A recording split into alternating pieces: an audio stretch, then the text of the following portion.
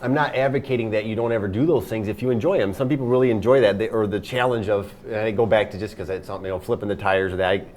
Some people have fun doing that. Nothing wrong with that. But if you're trying to lose your waistline and you're out doing that only, it's not the best idea. It's better to get in that great shape first and then get better at doing that stuff. Right. Yeah. Okay. Well, it's interesting you say that because I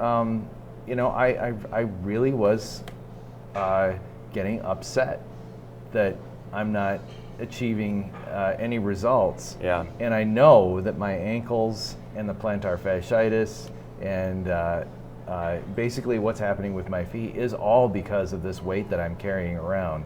Because for every pound you have, your joints are experiencing, I don't know how many pounds per. Yeah, it's pretty bad. Mm-hmm. So that's exciting to know that. I just have to get. You gotta change everything. Exactly. People have to clearly define their goal, and then pick the appropriate training method to best achieve that goal. And to me, that's where a lot of people have a flaw in what they're doing. Mm-hmm. I see it here often, even, right in here. In the gym, yeah. Just, not having a clear enough definition of what they're trying to achieve and then not lining that up correctly with their workout. So with their workout plan, that's the two things. You got to have that clear, define what you're trying to do and then line it up with the best workout plan to get you there. Because again, what muddies the waters is there's thousands of ways you can work out and get varying degrees of results. And again, you'll hear me say that throughout this too, but how do you get a maximal result? How do you get the best for what you're trying to do? And so like when you're telling me these things, to me it's very predictable that you would look a certain way or, because I can see it and say, well, yeah, I'm not surprised that that's the result you got, because again, it goes back to some basic principles. And people have and it's because of, again, the society we live in, but things get so overcomplicated and they overcomplicate the process so much. The process is very simple. Doing it excellently every day is not simple, but the process is simple. So just all this overcomplicated with nutrition and only eat certain, I see so many goofy ass things, pardon my French, that just they don't make any sense when they line up with physiology. Yeah. But yet, people have a need to make things more complicated in some sense. Like, well, if it doesn't seem tricky enough, then it can't work. But that's been something we fought for years and years, trying to teach these principles. Well, that just doesn't seem like enough, Okay, that's excellent. That makes me feel actually pretty good, because I remember when I got below my 6% body fat, or I was at 6.2 or whatever, a couple of weeks before the competition, Adam Coughlin said, "You look like a triathlete, like an Olympic triathlete." And I did. I looked. I wasn't rail thin, like and emaciated before the contest, but boy, I looked sharp. Yeah, and then body composition. Yeah. That's the sharp edge I'm looking for. Yeah. And so if you want to define goal, that's that is it. And then and here's the trilogy announcement. This is the big announcement. We're gonna make another documentary after the 6 months that's going to be maintaining as much of the body composition that I get to at the end of 6 months, so that I don't get like this again. Right. Ever. Yeah, to show that that you're going to have to go through pain and discomfort to get rid of it. Yeah. But once you're there, to show that with just some basic principles, how you can loosen it up a little bit, but still maintain a great level of fitness and a great look, but yet still live a more, I'll say, normal life. But for now, we got to go to more of an extreme level to get there. That's interesting. So now Jeff, you might be opening up a whole new door of training for people. It's to say, I want to be a triathlete and I want to be a marathoner, or I want to do this, and I'm doing it. Why? Because I need to get in shape. Okay, but you need to get in shape. Why? I want to look better. Okay, you want to look better. Why? And it's like, okay, you need body composition change first. Before you can do that kind of training. You want to boil it all down to the basic goal first. And for 90% of the people or more, that's the goal. Well, here's the other interesting thing is that, okay, let's say that you get yourself down to this body composition. You are now ready to train more efficiently and like an athlete. For whatever you want to do. Well, yeah, because your body isn't dealing with all this extra fat that it has to pump all this extra, so you are going to get in shape quicker. And you're stronger and all those, and XX, Doesn't that make sense? Yeah, pretty simple. I mean, it does, doesn't it? It's pretty clear, right? So did you ever think of that? That you every day. That you every could day. actually say, you want to be a marathoner? Come to me first. Every day, but it drives me insane that, because I've been for 20 plus years or that I've been talking about this, you know, I see it every day, and it's still frustrating, because to me it's very simple. That's first. Boil it down to that first. And that's why I still say everyone should train more similar than different. Who has this goal? Right. Whether it's man, woman, young, old, the same basic principles everyone should do, because it's body composition first. Okay, so people will say, well, Jeff, you're a bodybuilder. Well, that was your goal, right? And they're going to say, well, so why aren't you making Stu do a bodybuilding competition again? And why aren't we going in that direction? Exactly, and it's the same thing. All bodybuilding is a body composition contest. That's all it is. And that's all any of those physique sports, they're all body composition contests. It's just the bodybuilding category is just the most extreme. The most amount of muscle, the least amount of body fat. It's a body composition contest. So is figures, so is physique, so just varying degrees based off the judging criteria. So you are bodybuilding, you're changing your body composition. That's what bodybuilding is. You're just not going to the extremes level, but it's the same approach. And most people aren't capable of, I mean, I accumulated I was very good at it. I had a great career, but I started when I was 16. I accumulated a ton of muscle. I mean, 5'7", 198 pounds, single-digit body fat, national champion. But that was from years and years of extremes to get to that point. Most people wouldn't do that, don't want to do that, but it's the same principles. See what I mean? The same principles that enabled me to do that will enable you to do it, because it's body composition. Okay, so body composition. So I'm going to have to find another bod pod, probably. It'd be pretty neat to see. Okay, and I'm predicting I would be very happy if we got below 10. I'd be happy at 10. And if we could maintain what?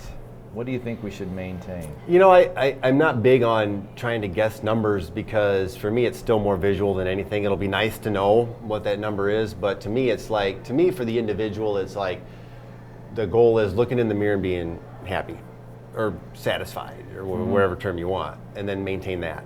And whatever that number is, it is, you know. And I think that at a reasonable level, and again, I'm not great on knowing, well, at X percent you will look like this. I mean, hell, I don't know, but it's just looking good, right? And if you feel like you look good at whatever percent that is, then let's maintain that. I'd like to see a six-pack one more time. There you go. Then that's it. Whatever percent that is, it is. But to me, that's more important. That is the visual thing, because no one really cares. Like, they're not following you around with calipers, but if you take your shirt off and you look great, then that's the there you whatever go. That number is, right? Right? Yeah, whatever that number is. Okay, all right. Now you were there. Something personal happened to you recently, medically. Yeah. That I think we need to talk about. Yeah, because they might be seeing some stuff. Yeah.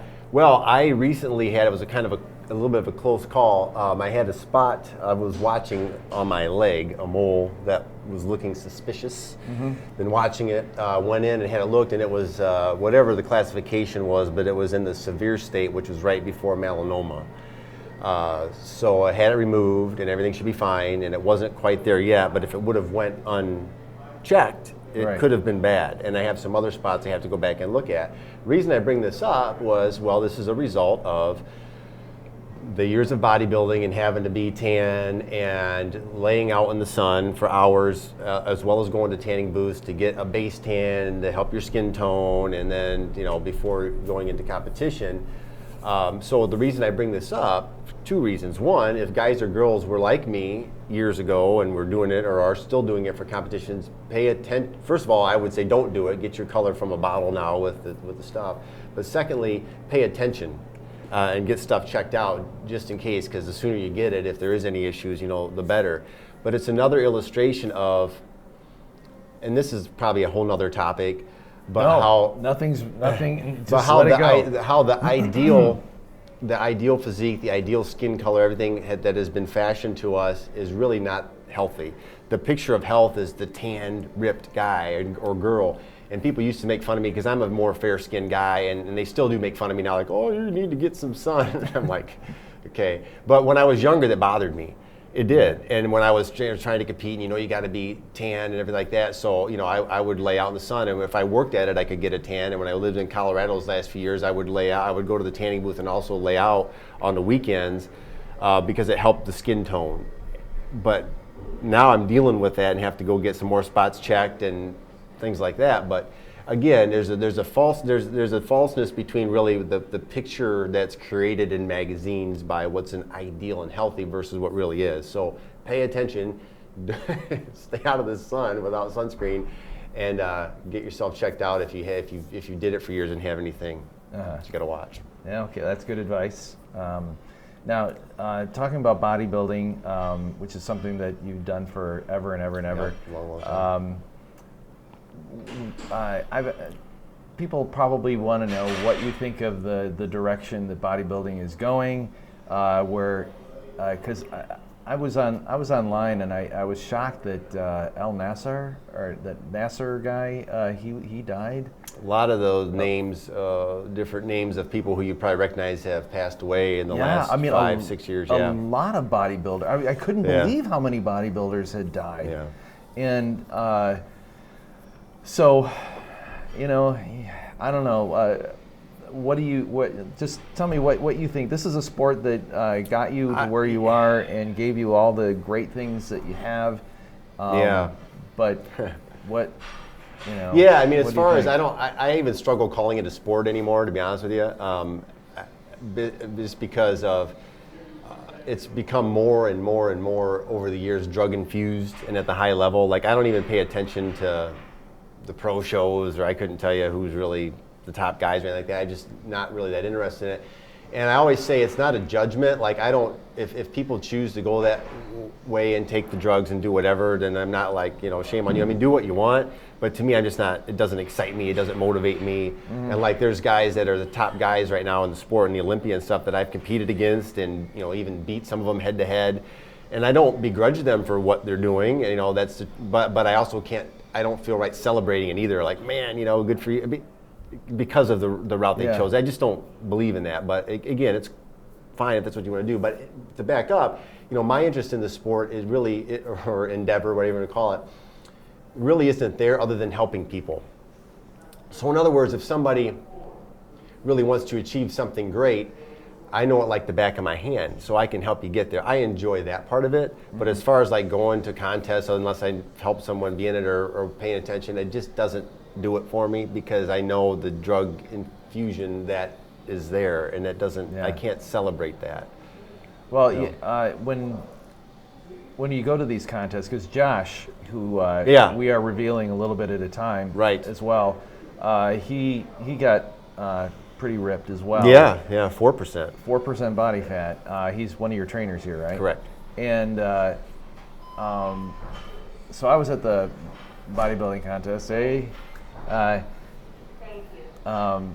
And he said, not he, that's Dave. Every time I see Dave in the gym, I was like, hey, Dave, how's it going? Dave, you want to say hi to everybody in TV land? Yeah, we're on TV. Yeah, we're on TV. This is the guy in the gym that everybody who's anybody knows for a lot of years. You see in the monitor there. Just come in a little, there we go. This is. You're right in the middle. I'll get right here. There we go. This guy has been working out here for a long time. Since we've been open. Yeah, and ever since I've been working out. Yeah, I'm like the original gym rat. You go in, I've got the little hood in the corner. So, right. Yeah. Yes. But it's a pleasure, man. You haven't seen you in a while. Yeah, I know. Getting back at it, you guys. We're doing it again. Yeah, you're making another resurrection. Yeah. That's a good way of putting it. I love that. I love that. But hey, pleasure having me in here, man. Yeah. Always good to see you. We'll get after it. Yeah. Always getting after it, fellas. Best place in America to work out. All right. All right. Take care. All right. See you, Dave. He's a special guest. Yeah. So where were we? Talking about bodybuilding and Josh. And oh yeah, okay. So when you see the guys that are in these bodybuilding contests that are helping out, volunteering, and they're the other pro bodybuilders, they're always wearing the baggiest everything, and they look like, and this is not a judgment call, but this is just something that I find as a outsider of bodybuilding. I'm not a bodybuilder. Last competition I did was 7 years ago, right? But I'm interested because it's an intriguing, it's worthy of documentation. But the thing that I find interesting is that you see photographs of these guys year round. Even your photographs are preserved forever. But then when you see these guys in the off season, they are completely unrecognizable from what they look like. They're soft and marshmallowy, and I just find that very strange. The whole thing is strange, and it's odd for me, for someone who devoted my life to it, and I get the question a lot of times about my son, will you encourage your son to bodybuild, and compete? And the truth is absolutely not. I would not encourage that at all. I'll encourage him to work out and be fit, and if it's something he ultimately wants to do, I'll help him and support him no matter what he wants to do. But I would not encourage. It's too extreme. I don't think it makes sense. I don't think it's healthy. And it might be odd coming from me, but it's the reality of it. And my vantage point of it now, having been not competed since 2003, however many years that is now, but where I'm looking at it now, I can see all the warts on it, but anyway, again, that could be a whole nother. But you're talking discussion about people who are competing for years and years and years and years and years. So, but for people who want to do 2 or 3 but contests, even so, it's so extreme, But if you want to do it, fine. Obviously, and I can help you, and the methods will help. But to me, it's just it's such an extreme.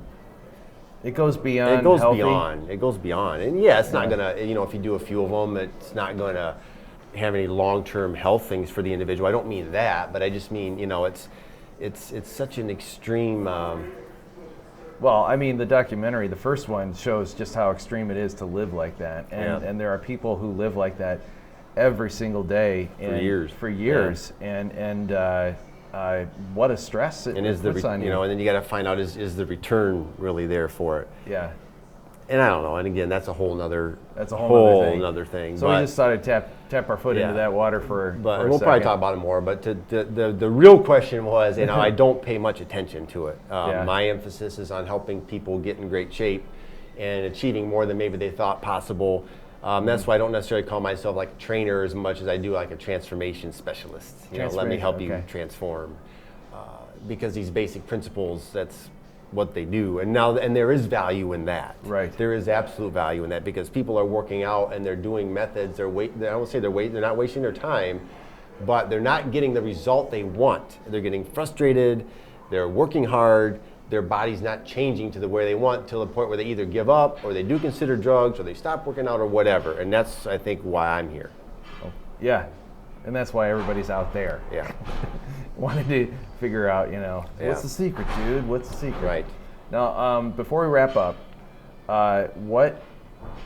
you don't have to name the football team, but a professional football team, a very significantly huge football team, has kind of made you what? Well, I became really good friends with one of the head strength and conditioning coaches in the NFL, and he's been in there for years and years. And the way we became friends was they've purchased or got some of my materials initially, found it actually through the documentary about the training materials, but became one of my best friends and really interested and supports and believes in these workout principles, no question about it. And so it's just interesting that someone at that high level in the NFL, and I can't remember how many years, he's probably 15 years now, but likes those same principles. Now it becomes different. They don't use them, but they use those basic approach for the muscle building and weight training part. Then there's other things they have to do for the athletic part of it for sure. But it's just been a neat relationship that developed because of it, and it's nice to be able to be respected by somebody that accomplished at the highest level of sport. Yeah, no kidding. Yeah, because there's pictures of you in the football stadium, really on the sideline. I've had a neat opportunity to visit him in 2 different facilities. He's been with 2 different teams now, but both facilities met a lot of the players, and it's been a neat experience. But again, it's great to walk in, and I walk in there, they have my training journals, and a lot of their staff likes to use that stuff, and still, we communicate all the time, and it's good luck today, by the way. It is Sunday, but it's been a neat experience, and again, the thing that gives me a certain amount of validity. It makes me feel good when somebody, again, that accomplished at the highest level of sport has that respect for not only the accomplishment, but the methodology. And that's what I think is cool. And by the way, what I've always found in life, the people who are truly great at what they do, no matter what it is, are the ones that still listen, still want to learn. They can be really confident but don't have an ego. And that's one of the things about him, as an example, that I really enjoy, and that's been true of people I've met throughout my travels over these last 10 or so years. The truly great people don't have to tell you they're great, and they're open to learn from other people who are good at what they do. Wow, that's sage advice from the training specialist of the. Now, another couple more things before we go. And we're going to have more of these. But here's what's going to be different about this documentary. We're going to be releasing it 1 week at a time. The entry level is $2.95 a month to watch it unfold in real time. So you can follow it with me in real time. And we're also going to be paying attention through social media as well for another level for $14.95. You can not only get the information that I'm revealing, but then you can also get the training. Tell us what you can get for $14.95. Well, we already have my premium site, JeffWillettPremium.com, has been up for a few months now, and on there we have the Josh Berger project unfolding, so you can see him get in shape. I have several different nutrition plans for different clients I've done, workout plans. Other exclusive videos from the past in my career, the USA footage, and all kinds of cool stuff. Which is really cool, by the way. Pretty neat, huh? Yeah. Tips. But then what's really also neat about that is the community board, and people have really been enjoying that because they can ask questions. I reply as soon as possible. You'll be on the community board. It's a way to interact. So that's kind of like, I'll call it the all access thing. But if you just really want to watch this video portion for the $2.95, that guy 2 membership, you can see the videos every week, and there's no commitment either. It's a month-to-month deal. So if you sign up and you hate it, you cancel it. If you like it, you stay a member. Right. So yeah. So I think that the pain point for entry is so low that and it's going to help fund other future projects. So that other people, so we can keep getting the word out, and we want to keep the prices. As low as possible, because we're looking at a world audience now. So back when we first started, there was no world audience. Yeah, we wanted to come out and do something, and people seem to like it, so we're back. And the interesting thing too is that with social media, we can keep track of some of the trailers that we're going to be putting out to feed this, and see some of the comments, because some of the comments are so mean. Yeah, people are pretty raw. Like one guy said that I'm a fat F. And I'm like, oh yeah, really? And I've heard it all over the years, and we'll continue to hear it, but that's fine. I mean, people have a right to their opinions, so that's fine. But some of them are really they take it pretty extreme. They get as extreme as we're going to get with this physical fitness. So, all right. Well, thanks a lot, Jeff, for taking time out of your day. I have no idea how long this went, but it's got to be close to an hour. But it's never long enough. It really is. Yeah, we'll do many more, and different things. We'll talk about different things as we go along. There may be some surprise guests. Yeah, you never know. Yeah. Okay. See you later. I'm going to push stop. Oh, I forgot to record the whole time.